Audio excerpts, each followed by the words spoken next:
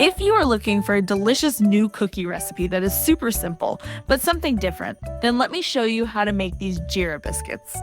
These Indian cookies are a nice change from the regular shortbread. These are so quick to make and taste really good with tea or coffee. To make this shortbread recipe, start with 1/3 cup of unsalted butter, and then add 1/3 cup of granulated sugar to the mixing bowl. Using an electric mixer, beat these ingredients together until the butter changes to a lighter color and the texture becomes creamy and smooth, as you can see here.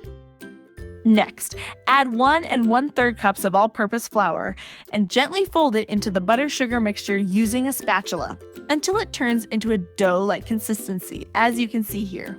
The dough should hold together when pressed, but not feel sticky. If it seems too dry, add a teaspoon of milk.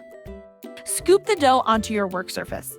Then, flatten it out using your hands, pressing and spreading the dough evenly. You can also use a rolling pin for this task if you prefer. The dough should be about 1/4 inch thick, as you can see in the video here. Next, sprinkle on some Jeera across the dough. Jeera is just another name for cumin seeds. You can also add some kalonji seeds if you want. They are these small black seeds that add a nice onion flavor. Then press them down a bit so they stick when you bake the cookies. Next, use a cookie cutter or a round glass to cut shapes from the dough. I usually grab whatever is handy in my kitchen, like this round cup I have here. Just press it straight down into the dough and give it a little twist to make sure it cuts clean through. This recipe makes about 9 to 12 cookies, depending on how thick you roll the dough and the size of your cutter. Place the cookies on a parchment paper covered baking sheet. Then bake the cookies in a preheated oven at 350 degrees Fahrenheit or 180 degrees Celsius for about 15 minutes until your cookies are golden brown around the edges and your kitchen smells absolutely amazing.